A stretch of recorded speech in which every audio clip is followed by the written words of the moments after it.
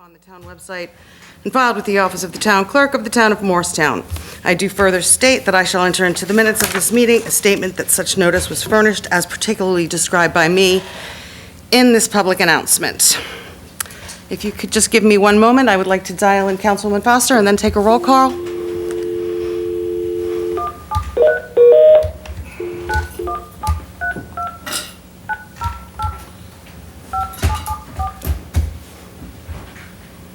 You've reached the Morristown Conference Center.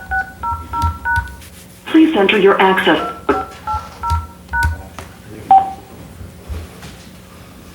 Councilwoman Foster, are you there?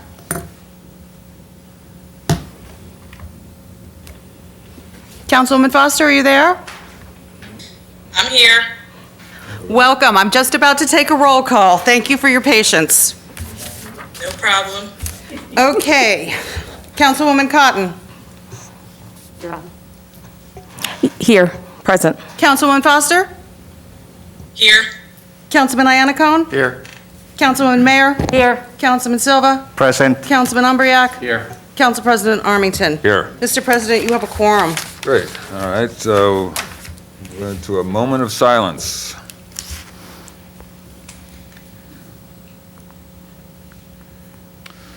Followed by the Pledge of Allegiance. To the flag of the United States of America, which stands one nation, under God, indivisible, liberty and justice for all. Okay. We have one item on the consent agenda this evening. It's the application by the Homestead for extension of licensed premise during the St. Patrick's Day Parade. Before we jump into this, I'd like to give the applicant's attorney an opportunity to take the floor, so I'd like to suspend the rules. We're not opening up the public hearing, but basically just giving Mr. Williams an opportunity to represent his client. Can I get a second on that?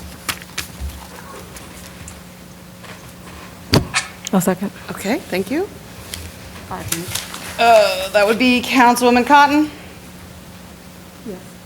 Councilwoman Foster. Yes. Councilman Iannacone. Yes. Councilwoman Mayer. Yes. Councilman Silva. Yes. Councilman Umbriak. Yes. Council President Armington. Yes. So moved. Council President, if I may, could I ask that the speaker's time is limited to 5 minutes? Yes. You have the floor, Mr. Williams. Oh, thank you, Council President. I appreciate you taking me out of order.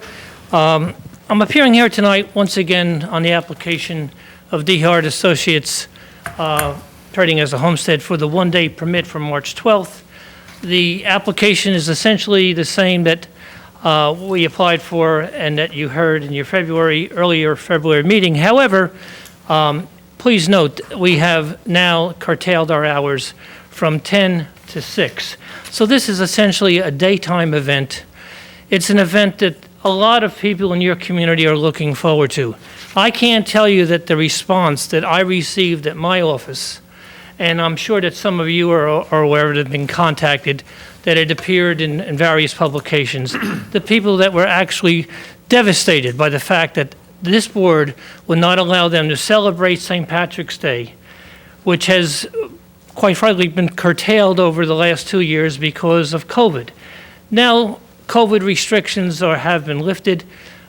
They want to be able to go outside in the parking lot of the Women's Club and celebrate before and after the parade up to 6 o'clock. I encourage you tonight to rethink your position the last time, because it's just daylight hours. At the last hearing, you had 2 people from Community Place indicate that they were unhappy with the application. I think there were 4 or 5 that spoke in favor. But I can tell you tonight, there are many individuals who are going to dial in and that are here tonight with petitions to encourage you to do what I think is the right thing. Allow the people in your community, both those celebrating in the parade from Morristown and the Morristown community, to come out and enjoy that day. Obviously, there are certain risks in this application. One, if it rains, it's not going to matter. If it's a very cold day, probably limit our occupancy. If it snows, there's a problem also.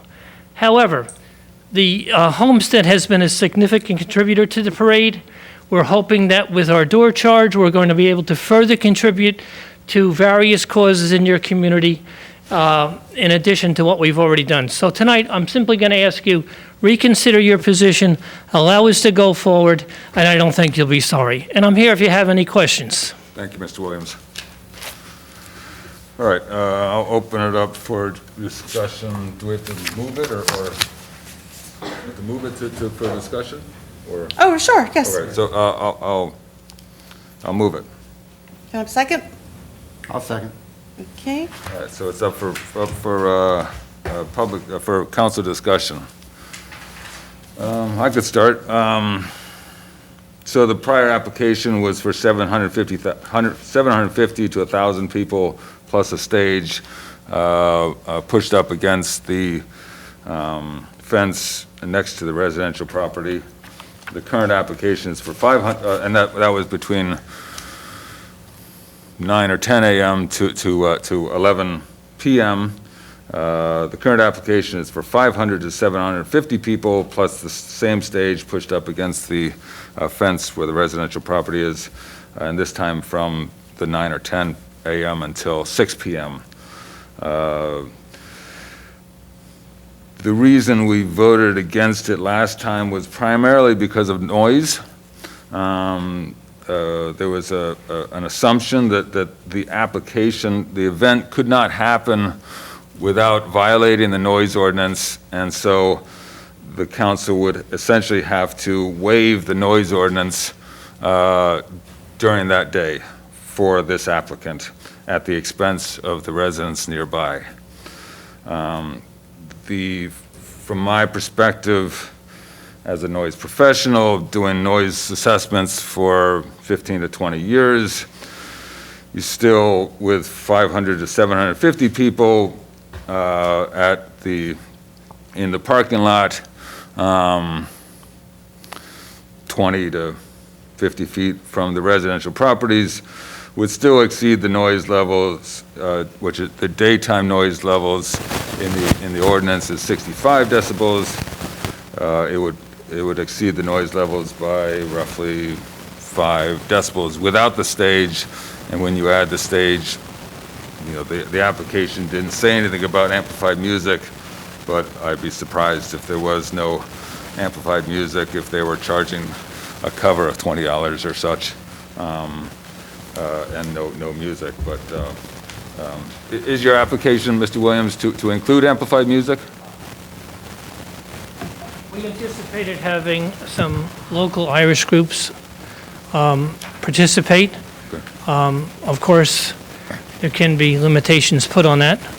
I would also add that the state law does not have any regulations on unamplified human voice. Right. I don't think that your ordinance limits conversation. It limits other things. We don't expect anything more than just general conversation. And with respect to the number of people, we don't think they're all going to be there at the same time. Your application essentially establishes the maximum capacity, and I would expect, you know, in part due to the success of the applicant's restaurant on DeHart, and the success of the Morristown Parade, that every restaurant in town will be at or near capacity. So, but I appreciate the input on the amplified music. So the noise assessment essentially shows that with people speaking at a slightly elevated rate at the distance of 25 to 50 feet from the residential property would be in the range of 70 to 72 decibels, which is 50% higher than the permitted level in the noise analysis. And then when you throw in bands, whether amplified or unamplified, a typical bagpipe band is in the range of 100 decibels for a bagpipe band, which is, you know, significantly greater. But essentially, I'm not suggesting it'll be 100 decibels for an extended period of time. The inherent problem with this is that the site is not well-suited towards outdoor events because it is right next door to residential properties. So from my perspective, by agreeing or to support this expanded license for this day, we would at the same time have to waive the noise ordinance for the day for the benefit of the business at the expense of the residential properties. And I think that presents a responsible challenge. I think you've completed your time, Mr. Williams, so I'm just going to say, you seem to be focused on the music. we don't have the floor. I'm just going to give up the music, that's all. You know, with the music, we don't have to have the music. People just want to get there. Again, I appreciate that with 750 people, you will significantly increase the noise level of a whole bunch of people speaking loudly, which is normal during an outdoor event.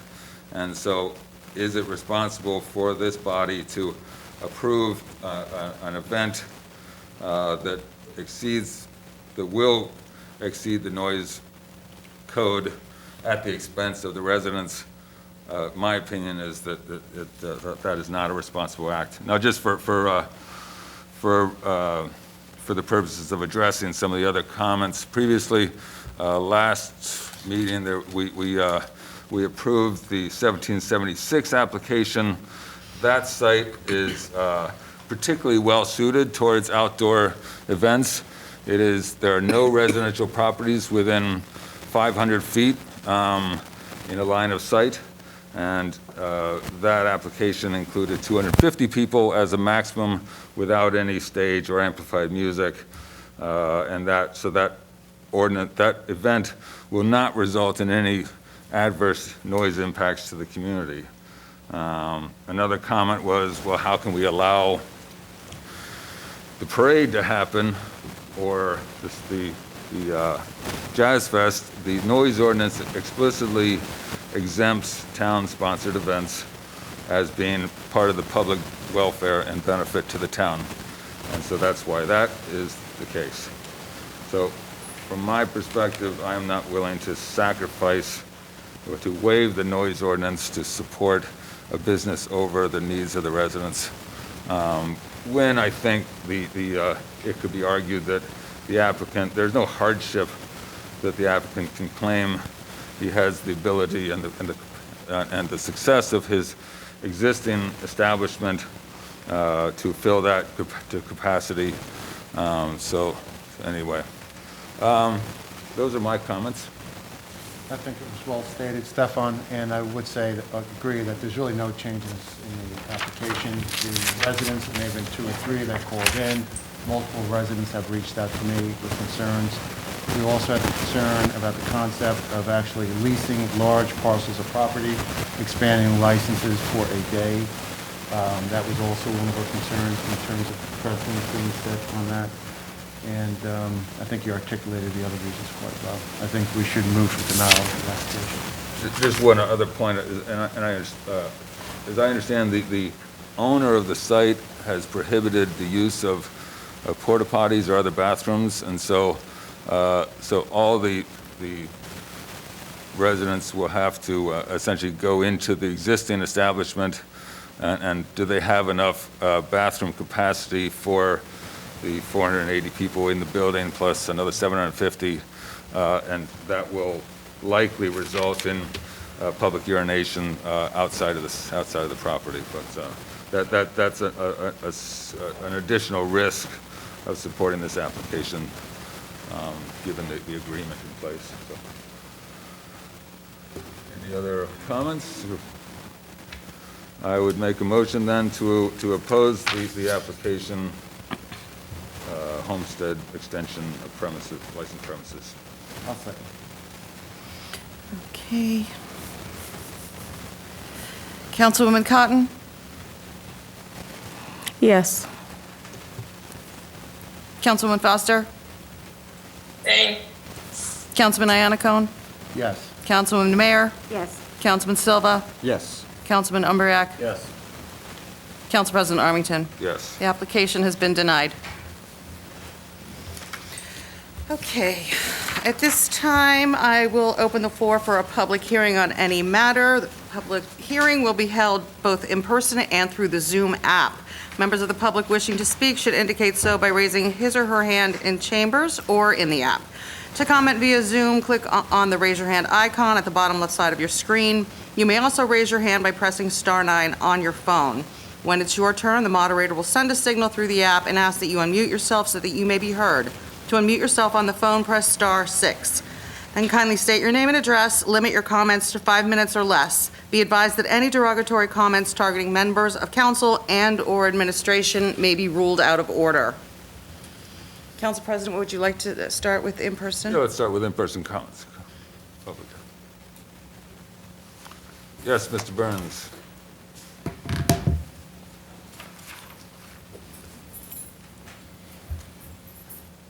Good evening. My name is Bill Byrne, and I live at 100 Franklin Street, Morristown. And I'm here to complain tonight because on the back roads here, now, sometimes people do stop. But lately, I was walking up here. I had my flashlight. So just tell me, how can the motorists not see this? Okay, this is very bright. You can't miss it. So we got to get tough also on these back streets here, you know, because some people, not all people, some people do stop, but some don't. And so this has been a problem. Also, too, when I was up in town, I was walking by the Swiss Charlet Bakery. I saw a lady, okay, the light said walk, and she started walking. A car went right past the red light. And now somebody's going to get killed. It's a miracle that somebody hasn't been killed down this way on South Street. And so, you know, I'm just asking you, you know, why can't you have, you know, you have police in cars, why can't you have police on foot? You know, and also too, I was talking to Nathan Umriak about the biking situation. How is it? Did you have a bicycle ordinance? Correct me if I'm wrong here. Okay, it states the business district. But now, correct me if I'm wrong here, but it doesn't say anything down by the Swiss Charlet, which that's a business district. Okay, the business district goes all the way past, you know, past the Swiss Charlet Bakery, all the way down to King's and to Rite Aid and to Walgreens. So just ask me, is that area covered? And if not, why so? Thank you.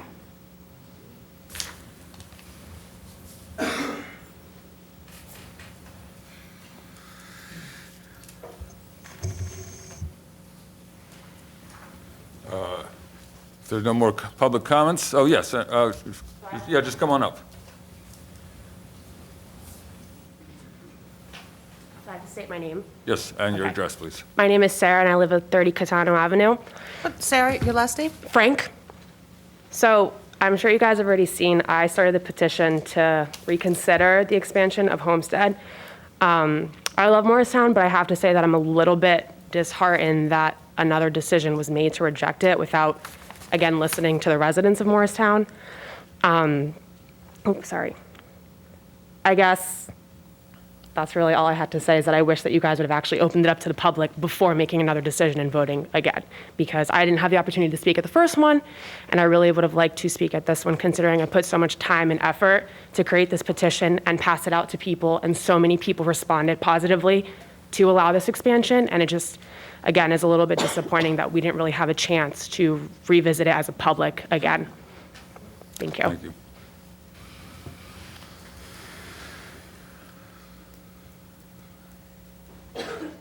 Yes, come on up.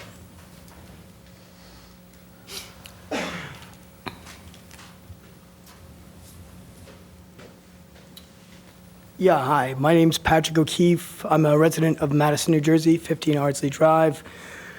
A big proponent of Morristown business and a huge supporter of the town. I just want to point out that for 2 years, and not because of anything that anybody here has done, businesses have been inhibited to make money and to basically allow people to come in and move freely and to basically enjoy the things that essentially encourage them to come, right? You come to a bar for entertainment, for fun. Now that things have loosened up, obviously we need to start encouraging commerce to come back to our cities and our small towns. When people make comments that there is no loss when there's maybe 250 to 500 people, that basically shows no understanding of the economic situation. So to say that there's no loss, that shows a lack of empathy and understanding, right? You have a community that has suffered. So to say that is really reprehensible. And that's all I have to say. Thank you. Yes, come on up. Sorry. I did want to hand you the petition that I spent time passing out. I don't know who Sure, why don't you give it to I have 3 to the clerk. copies. I don't know. You can give it to the clerk. She'll distribute it. Thank you. Thank you. That's just one. Thank you.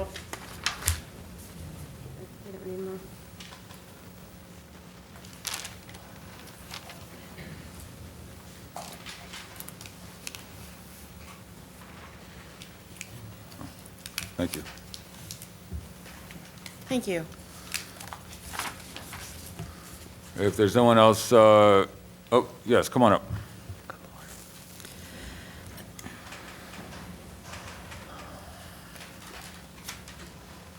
Hi, how are you tonight?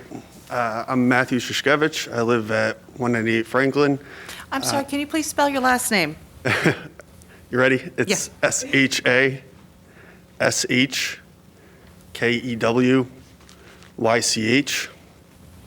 Okay? I'm one of the people that, I'm sorry, was that Franklin Street, Franklin Place? street. Thank you. So I'm one of the people that signed Sarah's petition. I agree with her. I really think we should have been able to say what we wanted to say before this was voted on. I've been going to this parade for over 10 years. I think it would be great for the town, and I just can't find a rational reason to say that noise would be an issue when the parade is going on. It's like a drop in the bucket compared to all of the other noise that's going to be going on that day. And I wish we could have made that argument before you guys voted. And that's all I have to say. Thank you.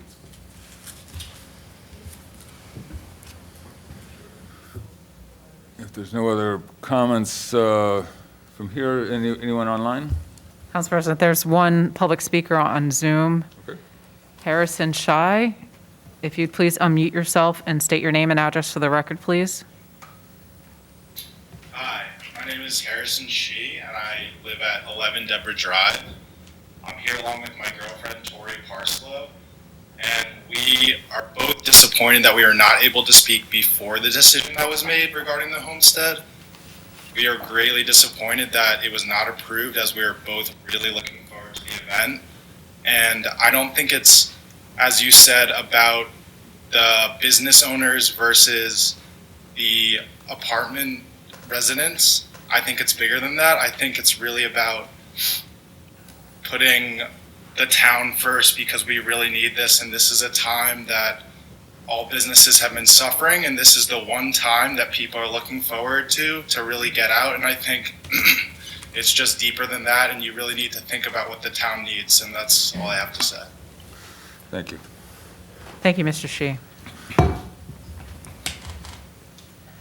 Council President, there's no other hands raised for public comment. I do have one email comment, if I could please read that aloud into the record. Good afternoon, my name is Jade, and that's Jade Jones, and I live on Western Avenue in Morristown. I'm writing to you about the recent rejection of the homestead's expansion. I'm very disappointed by this decision, as 1776 expansion was approved. I understand that there is an apartment complex across the street from the bar kitchen. However, this is one of the busiest days of the year, and to take this opportunity of business away due to noise seems unfair. The entire town will be filled with noise and over 7,000 people for the entirety of the day. Yet the homestead cannot be allowed to host customers in this expansion space?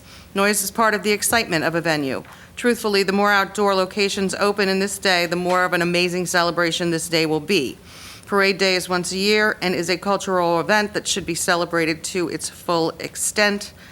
I sincerely hope that this decision is reconsidered. Thank you for your time, Jade. With that, I'll close the public hearing. Responses to public comments. I'll start off with Mr. Bill. Bill. So, Bill, the bicycle ordinance essentially says that bicyclists cannot ride on the sidewalk in the business district, which is from Elm Street to the center of town. And then beyond Elm Street, they can ride on the sidewalk, though they have to yield to pedestrians.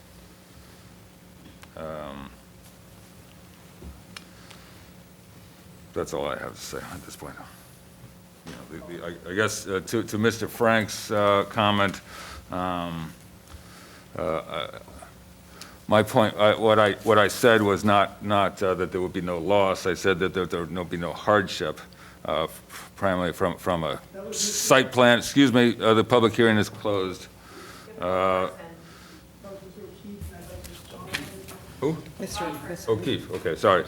So the point was, there's no hardship in that they still have the ability to serve patrons at their large restaurant and outside at their patio area. So there's no hardship from a site plan perspective. No, public comment period is closed, please. That's all I have. Anyone else?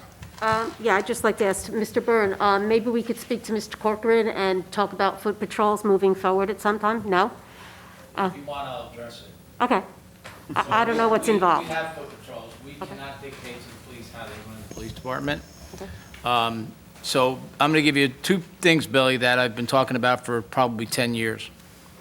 People have to be aware that many drivers are distracted for many different reasons. One being cell phone use is the number one reason why people sometimes have their heads down. I don't know if anybody's experienced this, but you can be driving down the road and see somebody like this in their car driving. Pedestrians have to be extra careful now as they go to intersections. You have a responsibility to make sure that it's clear to cross. You cannot count on, at least I don't think you can, count on drivers all the time not to be paying attention to every intersection they go through. Not that they want to hit somebody or go through an intersection without stopping, that they're preoccupied with something else. I've experienced it enough in walking this town, so you just have to be extra careful. As far as policing, they have foot patrols, they have bike patrols. You can't put a cop on every corner, or we'd need 300 cops in this town. We can't afford 300 cops in this town.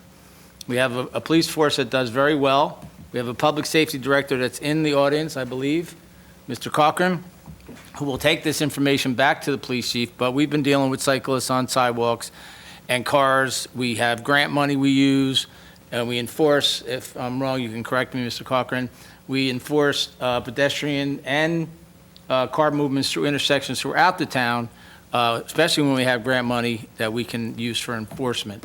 The Morristown Police Department does the best they can with the amount of cars that move through this town on a daily basis. And the message is heard by the director. He will send it down to the police chief, but it's not something they're not aware of, and they try to do the best they can police-wise. Thank you, Billy, for bringing it up. Appreciate it. Any other council responses? No? Okay, I'll close that item. Report of mayor and town officials. Thank you, Council President. First is past events. Morristown resident booster shot clinic was held at Town Hall February 8th, 11th, and the 15th. and we're very successful. I want to thank Jillian Barrick, Tina Marios, our new health officer, and Freedom Pharmacy. They did a great job. A lot of people got booster shots. It was great. That's our new health officer, jumped right in. She's going to be a real asset to the community. Saturday, February 19th, the grand opening celebration of Pure Bar located at 40 Market Street. I want to thank Councilwoman Sandy Mayer and Councilman Nathan Umbriak that attended. I tried to get there a couple days early just to meet them and do a quick post in there, but I had to work that day. So if I could break off for 1 minute, could you just share how it went? It was very nice. It's a beautiful facility. Don't know that I'm qualified to actually do a class, but they do offer some free classes on Saturdays at like 11. It was a really beautiful event, and I wish them all the luck. They were, when I say packed, maximum, and people were coming in for every class. So it looks like it's going to be a success, hopefully. What do you think, Nathan? It's like a tough workout. My son and I watched, and there was no way we were jumping in there. Yeah, it is, from what I understand, really gets you very core-oriented and core-centric and builds your strength up. So those are thinking and experiencing getting into pre-spring, summer workout. And another thing, it was really nice to see that half of the empty space that was Carlos Bakery is now taken. Yeah. And it's not just an empty storefront anymore. It's a Yeah. beautifully decorated, so it was very nice to see Yeah, that. it was I had a nice visit, and there's a saying that they have there. There's 3 words, I can't remember them right now, but it's on their window of their impact. And it looks like it's a real hardcore. It is. And I say hardcore, but it's really for strengthening your core and balance and stuff that I think you see professional athletes do, things of that nature. So, Bob, you and I should probably go take a free class. Right behind you. And see how we do. Maybe we'll drag step up. Maybe we'll do the council thing. It'll be a team building thing. I think we should go someplace that doesn't have a big window, that has like lower impact No, I first, think it's and a then we'll good thing. graduate to that one. All right. Thank you both for attending Oh, my pleasure. for that opening, and it's always great to see a new business open up in Morristown. Wednesday, February 23rd, that is tomorrow. Morris Educational Foundation's 15th Annual Morristown on Stage at the MPAC. Not too late to buy tickets at mayoarts.org. It is a great event. The Morris Education Foundation does fabulous work, and it's a really great event. What time? Tomorrow at 7 p.m. I'll be there, and it's a great, Mayor every year, it's great, really is. And it's nice that we can have the event. I'm pretty sure they keep their policy of masks. I was there Saturday night for the Carole King event, and which was absolutely amazing play. It was musical. It was just I can't stop talking enough about it. People from all over town were there. It was good to see a lot of people, but they were very strict on keeping your mask on.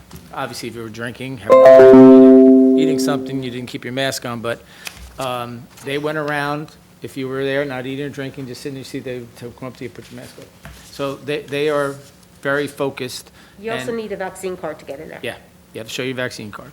So it was packed, sold out, it was great. Friday, March 4th, mark your calendars if you so be it. 6 p.m. Grand Marshal reception at the Madison Hotel in honor of Mary Waller, 2020 Grand Marshal. She's been Grand Marshal in wait for a couple years since we've had to cancel because of COVID, and a special recognition of the Morris County healthcare workers. Tickets are on sale at paradeday.com. It's a really great event. There'll be a lot of people there, Irish music. And like I said, she's a Grand Marshal in waiting. She's, since we've had to cancel it for a couple years. And I keep thinking what one of the residents said at the last meeting, that they were thinking 70,000 people in Morristown. I can tell you, if it's a warm day, it's going to be a very busy parade. So we hope that Mr. Williams, is he still here? No. Oh, he left. He had mentioned rain and snow. We hope that you never mention rain or snow for a parade, because we've had them both.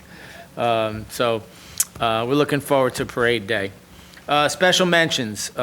COVID, including testing locations, vaccinations, and boosters, can be found at townofmorristown.org/COVID-19. I must post this every day for the last 2 years, but people do link, and you can get the latest information on testing locations, vaccinations, CDC, state connections, on what's going on with COVID. The good news is, and I asked Councilman Iannacone his opinion, and it is heading in the right direction. But, you know, we still need to be vigilant. We don't know what the future holds, so we just take it one day at a time. But it's good to hear that the transmission is low, the deaths have come down, the hospitalizations have come down, and we're heading in the right direction. Morris County Small Business Grant Program is accepting online applications to aid local small businesses, entrepreneurs, and nonprofits impacted by the pandemic. I reached out to some business owners to let them know this was available. I believe the partnership is aware of it and have gotten it out to their business people. For information to apply, you can go to morriscountysmallbusinessgrant.com. So if you send that out, that's great, all that. Now, long anticipated wait. I know that Councilwoman Sandy Mayer is interested in what I'm about to speak on. With the, we sent out a notice survey to a neighborhood that is around Bud Street Park, to all the neighborhoods in that area.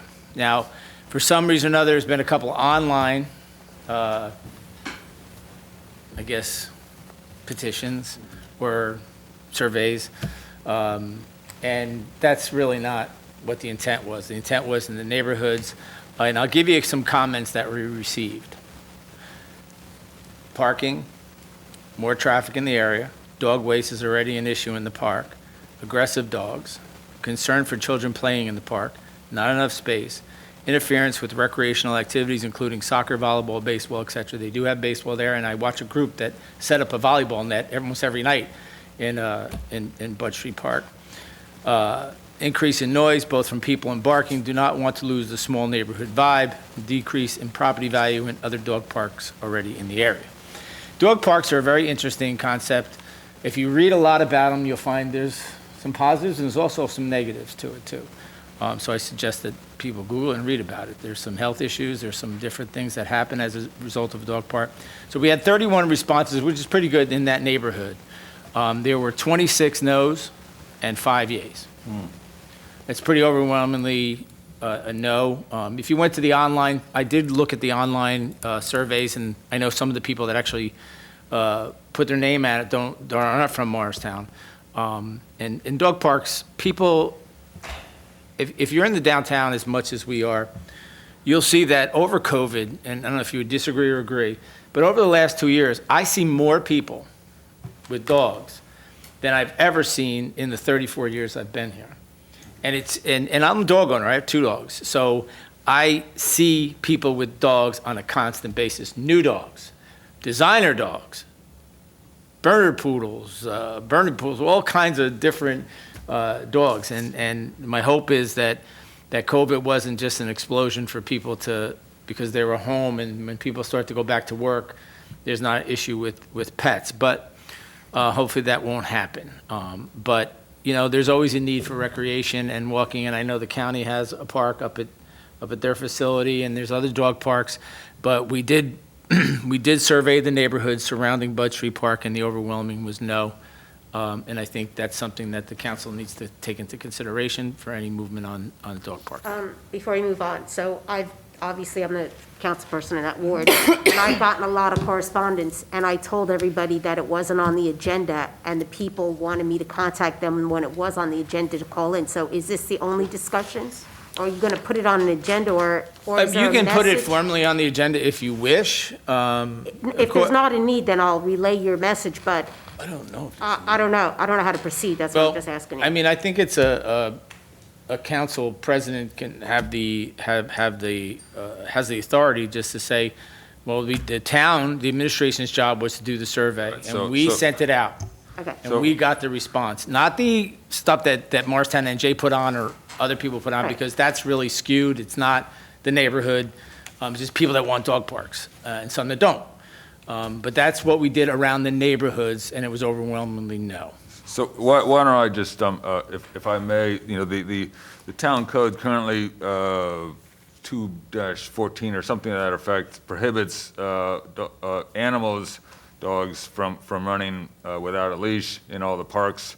And so, based on the survey, that ordinance stands, and so the town won't be allowing dog parks anywhere in town until such time as a future council changes that ordinance. Okay. So you can distribute that to your residents. Okay, thank you. Yeah, so I thought it was a good response from the homeowners surrounding Bud Street, and it is. If it went the other way, then we'd be having a different Right, yeah. discussion. And thank you very much for putting out the survey, and thank you for working also No, I appreciate it. because, tangentially with the administration. You know, we get these petitions, and when you log on to the petition site, it's worldwide.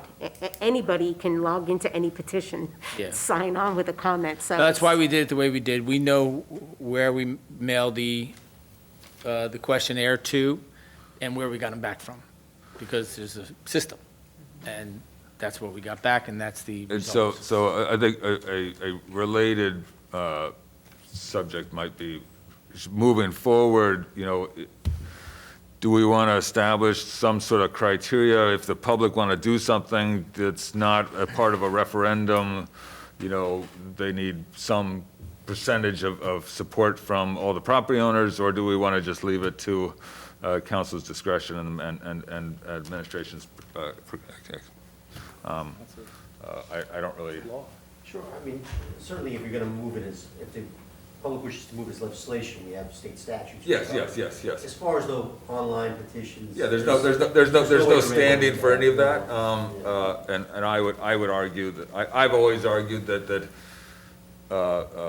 similar to the referendum legislation, you have to have names, you have to have addresses, you have to show that they actually live in town, and basically a petition that's not certified or whatever it is, but that has, I think, some standing in terms of the ability for the council to at least consider a change in legislation if they're not looking for a referendum. My opinion is that a survey or a petition without addresses, while it can be used to support a decision, there's no real basis for a decision to be forced on a neighborhood or such. So that's my opinion. But, all right, so we'll put that to bed. Maybe we could do a joint dog park with the township. They have a lot more land than we do. Yeah, I think that'd be great. Really, we don't Yeah. have the land. Yeah, but the piece of land with a close-by neighborhood is what is needed for that. With ample parking. Well, yeah, well, that's Central Park. That's the That's a entire- county facility. I know, but it's The issue with Morristown is that we don't have a lot of parks, and we have a very dense population, and you got to keep these parks primarily for kids, for Yeah. children, because they need the open space, they need places where they can play, And they do. and we've got to make the kids the priority. And frankly, And I think all of us, yeah. I think we all have a good ear to the ground, that we know to listen to people, and if it's a screaming need, we'll know it. But I think we also have the knowledge now, from being on council, you'll learn, is that when you hear things, you also ask other people that don't speak up normally. And you got to get the full stories. And I actually applaud you. I think doing that survey around the park was a great idea. I got a lot of emails from people that I'd never heard from before, that literally bordered, their backyards all bordered the park, and they all emailed me their opinion, and they all had dogs, and were not in favor of it, because they didn't see the need for it. We've been down that park Right. numerous It's so amount of times. used. It's a Multiple nice- volleyball games going every I summer night. commend those group that comes down there with their volleyball net. They don't leave a mess, they clean up. I don't know who they are, but if you want to see a good volleyball game, you can catch them down there. But you do see parents with their kids at the playground part of it, and you do see some people with dogs, walking their dogs, and, you know. and, But there's zero parking. That is a park that There's no has parking. zero parking. No It's, parking. it doesn't even, it's not The even big land was enough. donated Yeah. to the town. Oh, was it? It wasn't originally a park, it was donated by the Burnham Park, that family. Which is why it's so important to basically get town, Yeah. community support for something, because Hope I didn't get people- that wrong. I think it was by the Burnham Park family, but if not, I stand corrected. That family is still around, not here in Morristown, that donated that land to the town. And now that we've cleaned the culvert out and have found boilers and everything else that hadn't been cleaned out for 100 years, now that the backyard shouldn't be flooding. So is the water flowing under now? Oh, wow. It'll be interesting to see if the field up against where Whole Foods still is dry. Yeah, well, that's so- supposedly, the houses right up by Whole Foods were flooding in the back. Right, I remember Bad that, yeah. rainstorms. Hopefully, I don't know if Anthony's here. He's on. Anthony's online, and if that doesn't work, we'll just grab Anthony and drag him to the meeting and say, why Yeah, didn't it we- work, we- Anthony? We could talk about it next time, but. Yeah, no, it's good. It was a good project. All right. Thank you. Thank you, guys. That's it for me. Thank you. All right, thank you. I believe, no? No? Okay. What is that?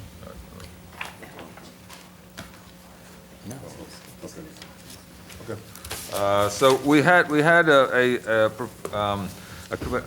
Mr. Kennard, the director of the Housing Authority, was planning on coming to give a presentation, and I believe that he's been pulled away by another emergency. So he's asked if he can come at the next meeting and present. So we will accommodate him. And at the same time, the reason for his presentation, or the underlying reason for his presentation, was to give council members, newer council members, the opportunity to find out more about the Housing Authority and the roles and responsibilities of Housing Authority members. So with him delaying or postponing his presentation, I would move that we would table the item 1 of new business, the nomination of the council vote on the commissioner appointment, until the next meeting, if I can get support from the council on it. Yes. Yes. I would agree. Okay. All in favor? Yes. Yep, I got it. Yes. And Stefan, what I would add to that, though, is the other reason why even people who have been on council and are familiar with the Housing Authority were also interested in hearing. Because with the change in the investment structure Exactly, right. of the Housing Authority, the type of people you need on this board may have changed. Is it an advocacy board? Is it a board that's going to be looking at the finances of the authority? Is it going to be a board that's looking for compliance with the terms and conditions of the sale? We don't know. Right. And having that understanding from Mr. Kennard actually may even affect the character or the background of the people that we are actually looking for to serve on the authority. Agreed. Thank you very much for clarifying that. All right, with that, we will, assuming you're done, You can assume. okay? Can I ask that of you and me? Yeah, that's right. We'll move into council liaison reports. I'll go. I was at a parking meeting last Tuesday. Not much to report. The Parking Authority is looking into getting requests for new equipment a new operating system that will run all the garages. So that's very exciting. They have their website up and running. It does not accept payments yet, which I think is something that they're going to be looking into. And that has taken the burden off of the town website. Is that correct? All right, good. Because that was a big thing. So, revenues are still down from last year, but things are starting to pick back up. But, they're working with the town on many projects, so it's an exciting time. MHA will have the next meeting on February 28th. I won't say anything because we are expecting Mr. Kennard to come and testify before us, since there are major changes in the whole structure of MHA, and that will be on March 8th, our next meeting. You don't want to steal part of his thunder?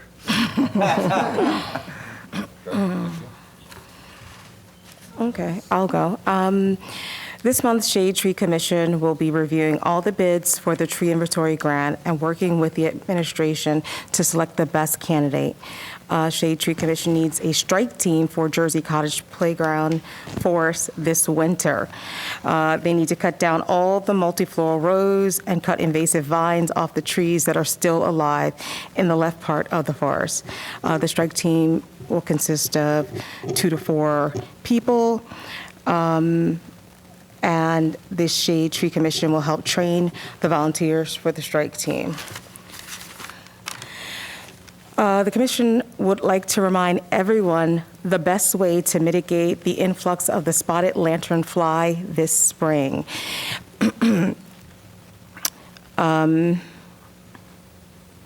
How to remove the egg masses on your trees now. If you find whitish egg masses, please scrape them off the tree with a credit card or something that's firm enough to do that. But be careful not to remove the bark off the tree. To kill eggs, you can crush them or soak them in alcohol and deposit in the trash. The Shade Tree Commission has spotted lanternfly egg mass scrapers. They will be available in English and Spanish in the Town Hall Administration Office after 2 p.m. on Wednesday. Thank you. Great, thank you. If you could express, I know that last year, at about this time, the Shade Tree Commission was removing some of the large, what are those trees are that? Atlantis. What? Atlantis. Atlantis trees. There are 2 Atlantis trees in Elliott Street Playground. One right up against the back of the garden, and then another one just past the fence, parallel to the Patriots Path extension. And I'm not sure if that's so. That's not done by them. The town was Oh, the town does it? wonderful enough to hire a company that comes in, because Okay. if you cut them down, 5 more grow, and there's a certain process with, you put Okay. something in the thing and it kills the tree, and then Yeah. what else happens? And- We treated a lot of the Atlantis Okay. trees in and around the park areas. Okay. But if you, I mean, I can, You can- if I have authority to do it, I'll just cut them down and pour. No. You know, Can't Roundup cut in trees it. down now. what I would suggest, Don't do that. Councilman, I Way to go can, for an environmentalist on the roundup.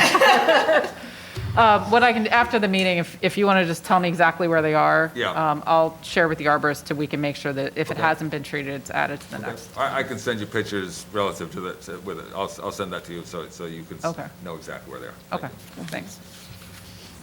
Council President, I'll go next. Okay. The Morristown Partnership met 2 weeks ago. A couple of things. Their annual board election beginning in early March. Early property owners and businesses can nominate themselves for the Morristown Partnership Special Improvement District's Board of Trustees. Forms for self-nomination will be mailed and made available on the website, morristown-nj.org. Voting for 5 seats will take place in April. Additionally, Morristown Restaurant Week, save the date, Monday, April 25th through Friday, April 29th. Morristown Restaurant Week will feature special events, price fixed menus, discounts, and/or special promotions at the dining venues in Morristown. Throughout the month of April, there will once again be a Morristown Partnership gift certificate giveaway. The giveaway, underwritten by 40 North Restaurant Group, will be conducted via social media. The mayor already spoke about the opportunity for the Morris County Small Business Grant Program, but they wanted to make everyone aware of that opportunity. And if you need any additional information about that program or any other programs, you can contact Morristown Partnership at 973-455-1133. Thank you. Just an update on the shade tree, because Kristen A. said, "Oh my God, no cutting, we're going to treat those in the spring." What'd you say? She said, "No cutting, they're going to treat those Atlantis trees in the spring, they know that." So, She texting you from Washington? I don't know where she is. Is she in Washington? Are you in Washington, Kristen? See if she texts you, yeah, you're She raised her hand. That's commitment. She raised her hand to speak. Public's over. All right, assuming that's it, we'll move on to regular business. Okay. Amazingly, there are no ordinances for introduction, there's no ordinances for adoption, and we have a number of resolutions. We do. We have 6 resolutions on the agenda for adoption this evening. Are there any that members of council would like to pull for separate consideration? Margot, can we pull 48 and 51? Are there any others? Okay, with that, I would ask for a motion to approve resolution numbers 52 through 55, 2022 en masse. I'll make a motion to adopt resolution R52 to R55 en masse. I'll second. Councilwoman Cotton? Yes. Councilman Foster? Yes. Councilman Iannacone? Yes. Councilwoman Mayer? Yes. Councilman Silva? Yes. Councilman Umbreak? Yes. Council President Armington? Yes. Motion carries. Resolution number R-48-2022, resolution authorizing the award of a professional services contract to Historic Building Architects LLC for the evaluation of the historic Morristown Post Office for the town of Morristown, New Jersey. I'll make a motion to adopt resolution R48, 2022. I'll second. Want Councilman? to get started? No, go ahead. No, you go ahead. You start. Okay, we got all the information, at least all the information that I requested. I understand this is a broader project, and I'm hoping that the administration can sort of fill us in on the, this is the first step, and if this goes well, then there's a series of other steps, and if you can just sort of lay out the broader scope, and then whatever this scope is, and then, so we're understanding what's coming next if this one is successful. Absolutely. Okay. So as you all are familiar, we've been in pursuit to try to acquire and preserve the Morristown Post Office for quite some time. We've already received 2 historic preservation grants from the Morris County Historic Preservation Trust Fund towards the acquisition, and we've been in negotiation with the U.S. Postal Service to try to enter into a contract for purchase with them. Gosh, for at least 2 years now. Yeah, because it started before COVID. We are on the home stretch of entering into a contract for sale with the post office. But what we want to do is have a lengthy due diligence process as part of that allows us free access into the building, to evaluate the condition of the building, to understand exactly what the conditions of the systems are, to understand what environmental issues are needed, what will be required to bring it up to code, as well as what would make the building feasible for its potential future use, which our primary choice is to move municipal offices into the space, potentially. So what we have before you for consideration is a contract for an architect, which will do 2 things. It'll do, there's two phases of scopes of work. The first is a preservation plan, and actually we'll be doing half of a preservation plan, which will focus specifically on the condition assessments of the building. And then the second part is the concept planning, which will evaluate our space planning needs for existing operations and how it could potentially lay out in the existing building to understand exactly what is or is not potentially feasible in that building. So the intent is to undertake that as part of the due diligence process with the post office, so that at the end of the process, we'll understand exactly what we're getting into. We'll know as much about the building as we possibly can. And it will also help inform our future negotiations, as we finalize any purchase or sale for the post office potentially, and as we deliberate on those decisions. I expect that we'll have a contract for sale before you for consideration in the near future. As you can imagine, the U.S. Postal Service works as glacially as their reputation kind of states. But we actually have been in active conversation with them, and we do expect a final contract any day now. And the due diligence process will include this architect, if you award the contract, having free access and then being able to do this analysis and then providing us with the information as I've laid it out to you. As far as how we arrived at this specific vendor, we initiated an RFP process in the fall. We issued an RFP and we collected proposals in November. We received a pretty overwhelming response of about 12 responses from various teams of architects and professionals. After evaluating the 12 proposals, we shortlisted to 5 and did interviews of those 5 teams that we thought best understood what we were asking for, had the most thorough responses, and had a team that we thought might be appropriate for our project. We did interviews of those 5 firms, shortlisted 3. As a result of those interviews, we learned more about what these professionals who work in historic preservation and specific around architecture thought that the building would really need, what our tasks really were, and we were able to really narrow down exactly what we were looking for. So we asked for supplemental information that was specific to the scope of work that we thought we needed at this phase, which is what is included in your packet. And ultimately, we decided on HBA, which is Historic Building Architects. This firm is very experienced in historic buildings and architecture, has worked in the area, is working specifically Fairleigh Dickinson, Township of Madison, and coincidentally, they're also working at the Princeton Post Office, which is a historic building. It was built a very similar time period.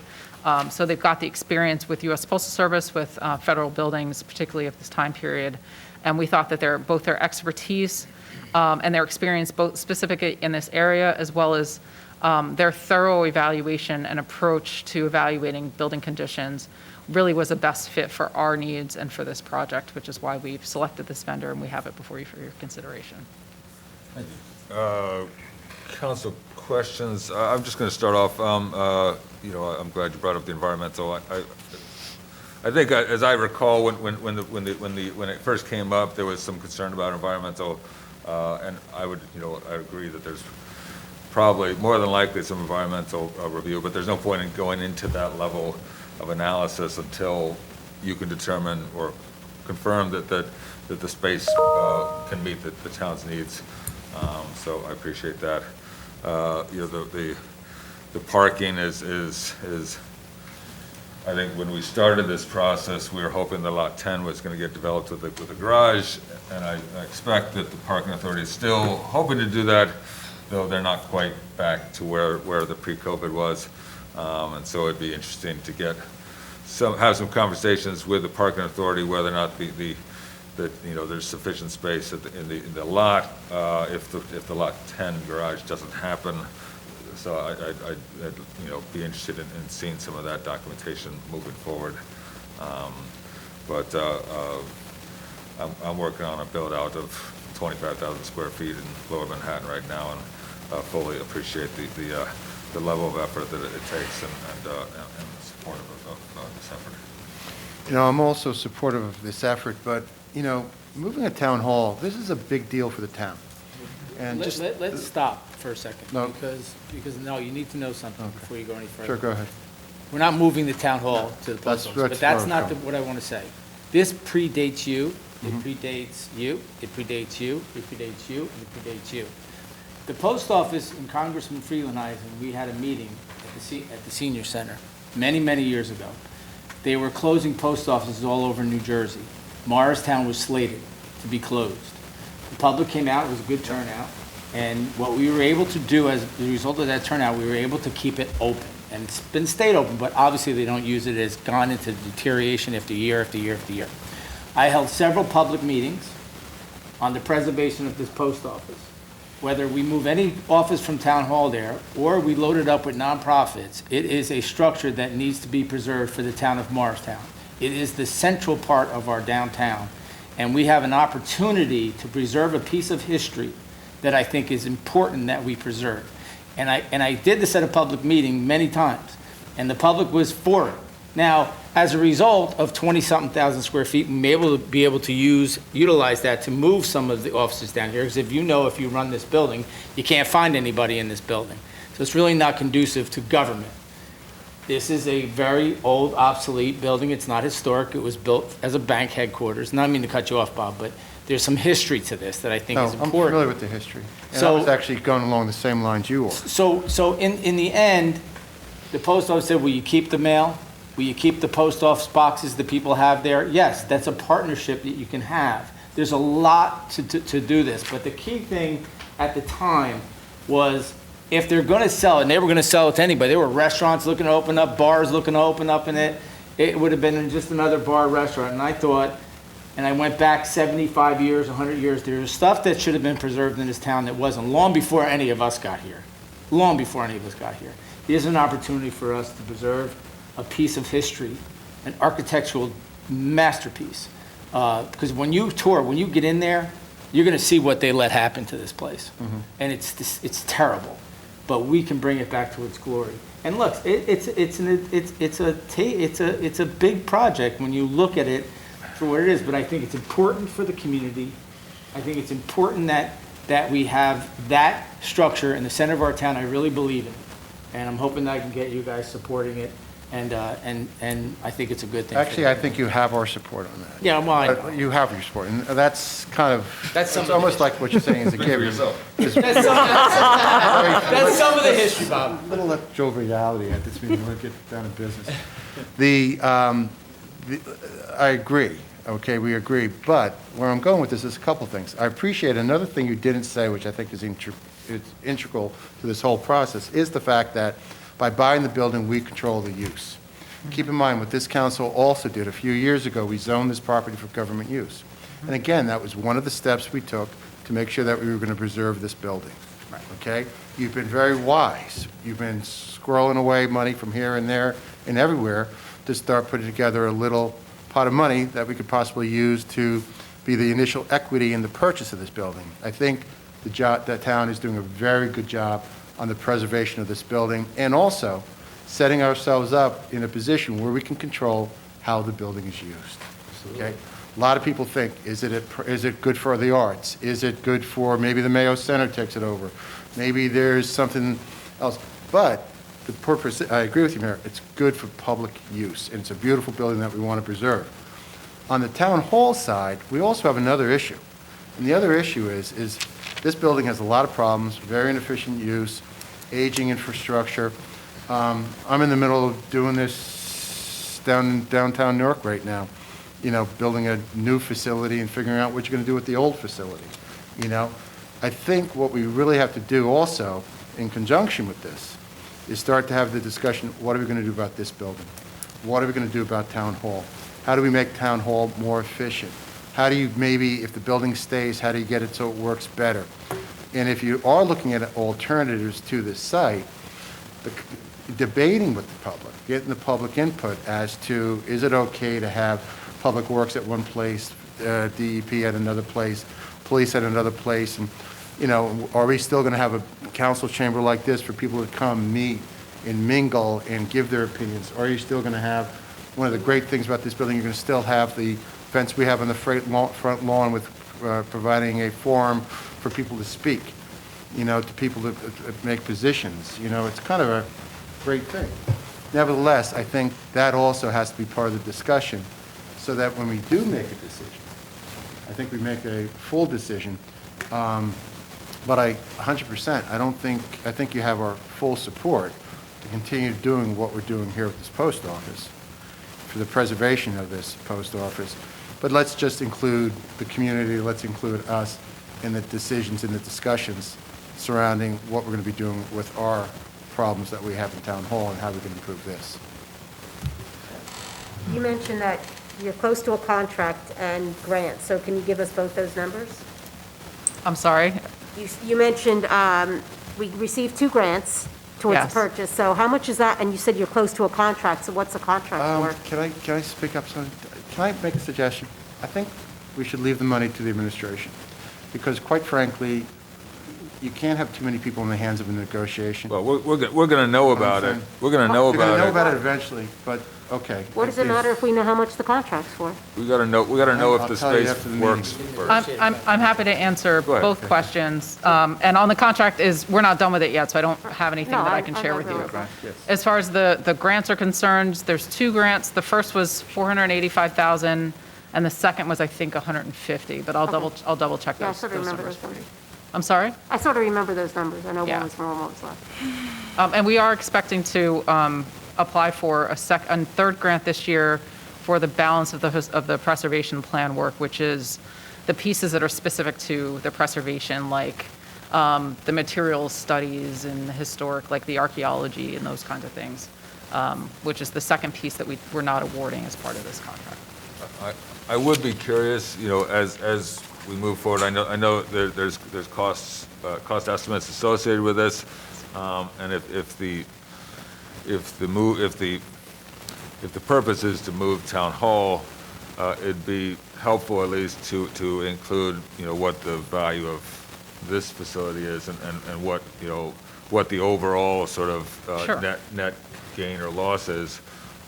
Maybe Bob, the other Bob can help with that, but I'll leave that to you. We're thinking about all of those things. I think there's moving parts Yeah.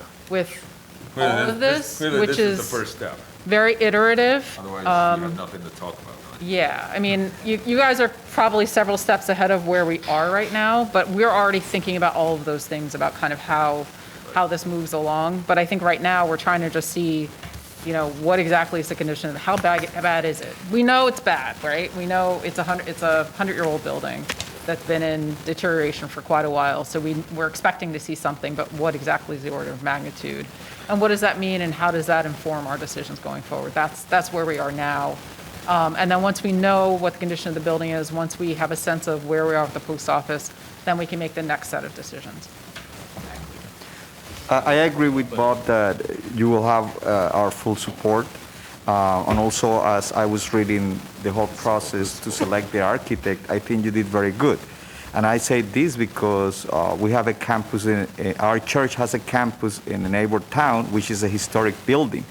And right now we're working through a process of fixing something that is historic, was not preserved. It was replaced by something that wasn't historic, but now we're the owners, we have to replace it. And the importance of having the right architect is paramount to the whole project.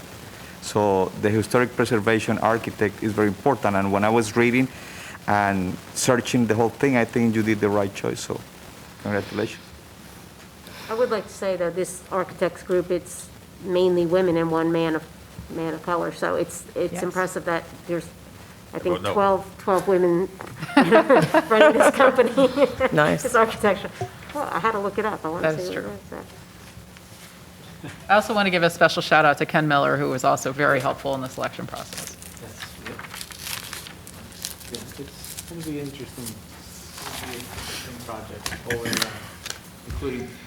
Well, it's interesting that you're saying that. It might not necessarily be the new location at Town Hall, but No, it could be it's- nonprofit or something else, because I don't want to take up a lot of time at the meeting, but this all goes back to even Jay Delaney, when Jay Delaney tried to declare the parking lot as a redevelopment zone to build townhouses along Franklin, so the neighbors, so all the people on Franklin didn't have to look at the cars and the parking lot. So there's been a lot of chatter in the neighborhoods about this parking lot and about the future of this area.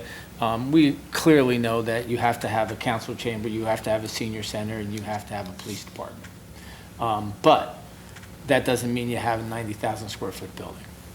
So there's lots of moving parts, like you said. This is a long thought-out process. This has been going on for a dozen years in this process. So we appreciate that you are supporting, at least what I'm hearing.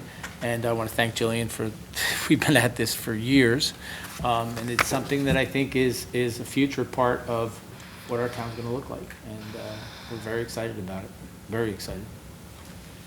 That's it. Any other council comments or questions? we don't need a vote, because they all said we're totally in support.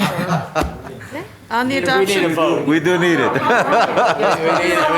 All the men aren't speaking for We need us? a Okay, vote. thanks. on the adoption of Resolution R-48-2022, Councilwoman Cotton, Yes. Councilwoman Foster, Yes. Councilman Ayana Cone. Yes. Councilwoman Mayer, Yes. Councilman Silva. Yes. Councilman Umbriak. Yes. Council President Armington. Yes.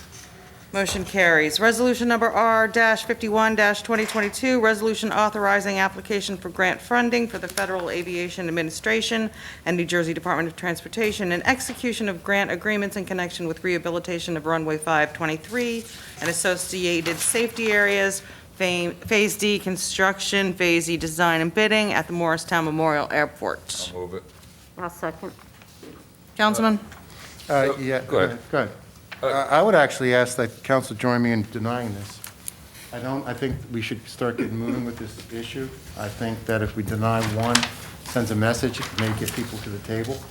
We've been trying to get them to the table, not with a lot of luck. Let's deny one, okay, as a team, and see if that helps and maybe get them here or get them to the table and talk to them. I just have one question, and that will be for council.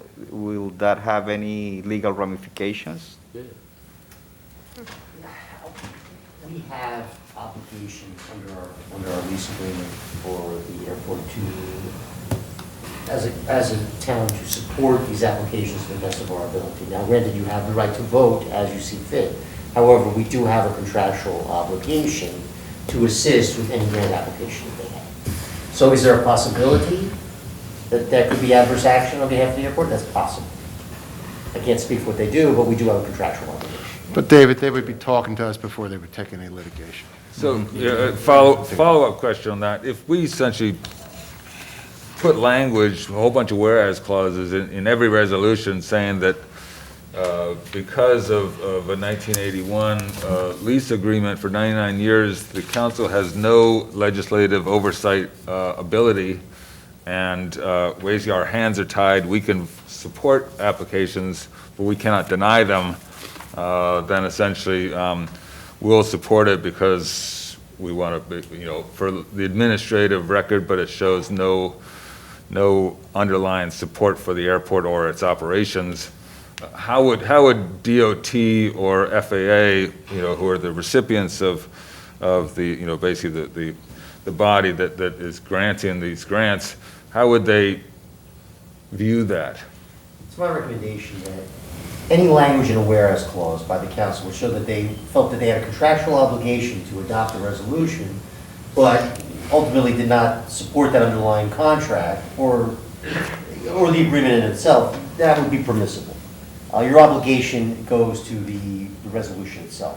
If you wanted specific language to that effect, Council President, the whereas clause, that's something we could draft going forward.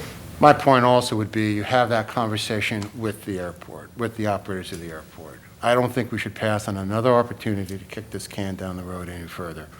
They have not been cooperative with our request for meetings. Let's get them in here.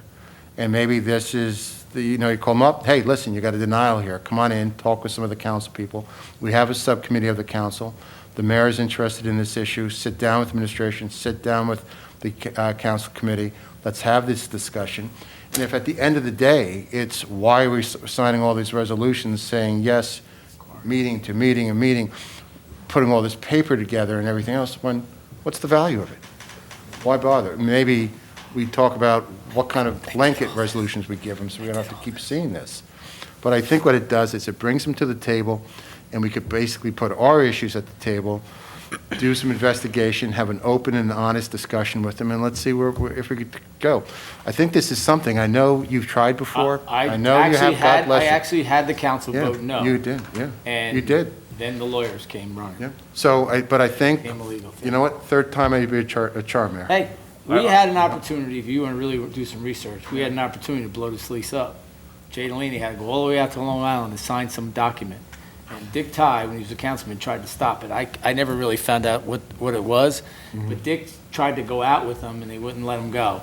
And there was one opportunity, and we lost that opportunity. And believe me, I did exactly what you're doing for 4 years. Good for you. But, this is not the same airport. This airport, when this deal was done, was a sleepy weekend recreational airport. Now it has customs, it has jetports, it has multiple hangars, has people coming in, has international flights. Come on. Yeah, well, I'm not a lawyer, but it's contracts. I was also wondering if our law department could look into whether or not the Federal Elections Bureau keeps campaign contribution records during the 1981 period when the Sweetheart deal was awarded. I would venture to guess that could be accessed. That would be what? I think we could certainly find out. I mean, I think if, Who signed the contract? well, it was the whoever it was, but essentially, my Chris Santello did this. Chris Santello, probably, yeah. If Norman Block. If we had documentation that he got, $25,000 in campaign contributions from all those members. Norman Block, sir, got the best law firm in New York City to try to blow this lease up. I tried to blow it up with a law firm. I went to Port Authority. I did the whole thing. Can Port Authority reach out? And they could have taken this airport, Port Authority could not get him to do it. You know, but again, Mayor, I think we've got a subcommittee. Let's use that subcommittee. Listen, I'm all for it. I think Michael was on that subcommittee, so I think you have to add somebody to that subcommittee. He beat me out when he raised his hand ahead of me. And Who was on it? I Michael. think it's but me, he was- you, and it was Michael Elms. Yeah. And the mayor, we're going to work with the mayor. Unless- All right. You interested, Nathan? I'm interested, sure. Why don't you take my spot and you can take Mike Michael? Lowndes' I'll be spot. Michael and he'll be you? Sure. So join me in voting no. That's all I have to say, Marco. Yeah, that will call their attention. So just so I'm clear, the MMA subcommittee is now Councilman Iannacone and Umbriak and Councilwoman Mayer. I'd like to hear from administration first. I'm not, you know, we're not agreeing to say no. It's, you know, you know, Bob has his opinion.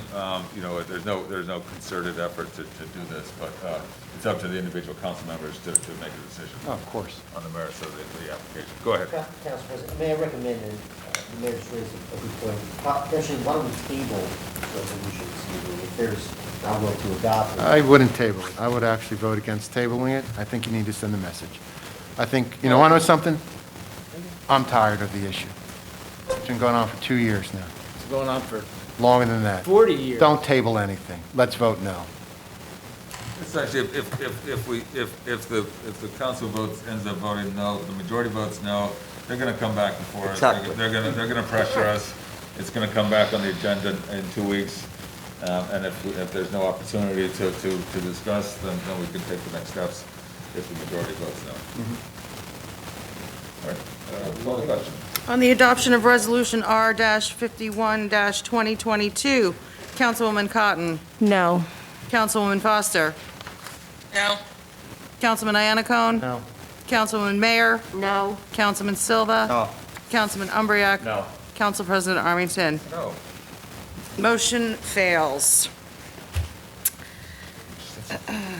No unfinished business. We do have new business. It's the nomination, first thing, I'm sorry, it's nomination and council vote on commissioner appointment to the Morristown Housing Authority for an unexpired term. We tabled That's that. good to table.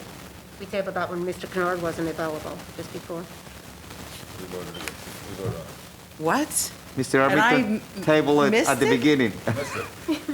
Sorry. That was at the beginning. Oh, my, At the beginning of the meeting, he tabled Mr. it. Kennard wasn't coming, we decided that it wasn't appropriate. excuse me, I will let you run your meeting, sir. Okay, no, that's right. It was, I believe it was, it was all in favor for postponing that to allow Mr. Kennard to come back in the next meeting. I understand now. I did not hear the whole stream in my head, but I understand now. Sorry about that. All right, so there's one remaining order of new business, gas-powered leaf blowers. The reason I bring this up is when the administration and this council modified the noise ordinance last April or May, essentially it established decibel levels and frequency levels, and the minimum decibel level or the maximum decibel level is 65 decibels during the day. I have an Echo gas-powered leaf blower, which is the quietest one in the market, and that is basically, I can't, because my lot is less than 100 feet, I can't use it without impacting one of the neighboring neighbors, essentially exceeding the noise level. And so at some point in the future, I don't want to be given a ticket because I can't use my leaf blower. So the current noise ordinance exempts all snow removal equipment. And essentially, that is because snow removal is an emergency item. It's a necessary evil. You know, we don't expect people to use shovels. Whatever the argument, that has long been an exemption from the noise ordinance. And so the question is our gas-powered leaf blowers a necessary evil?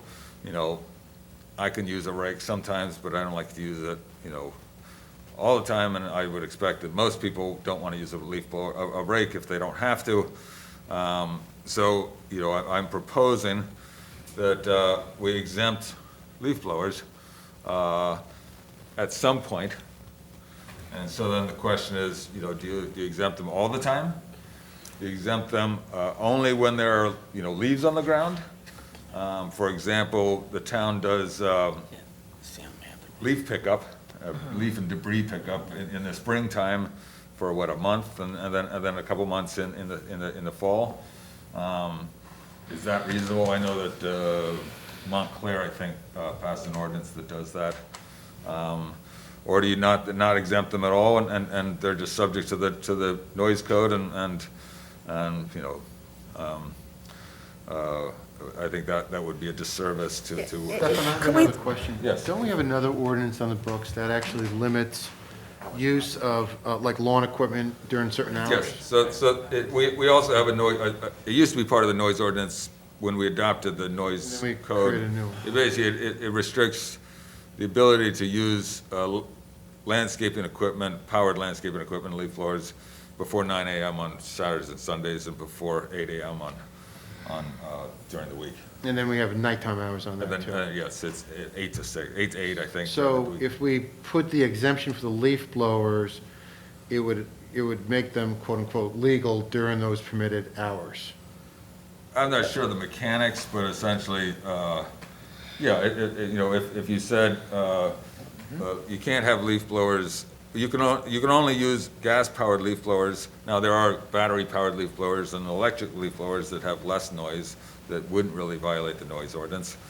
But if you said, you know, gas-powered leaf blowers are prohibited except for 8 weeks in you know, basically during, when the leaf pickup is in the fall, and then in the spring when the leaf pickup is in the spring, and all other times you can use an electric or a battery-powered leaf blower, then I think that I will tell you that I think a lot of people are just struggling with the hours as they are, saying not before 9 on week. And actually, I've been called out on it too, for the record. So, so you exempt them all the time? Well, no, not all the time. I think what I'm saying is the Particular protection. timeframes. Yeah. Right. Yeah. Yeah. I think if you Montclair's is interesting. that? Montclair's ordinance is very interesting. They have certain times in the spring, certain hours, and then certain gonna hours in the enforce it? fall. Look at that. Who's the gonna question's going enforce to be it? enforced. Who enforces anything in this You town? know, it's. We enforce a lot of things in this town. I mean, Who's nobody's gonna enforce running around chasing people with leaf blowers? It's the landscapers really more than the individual, because if you do your No, but own if I- lawn, it's a lot no, smaller, if- and the if- No, but landscapers if are I going might, from house to it's, house. the reason why I think that limiting it during times of the years, you got a lot of older people, and they use them as sweepers.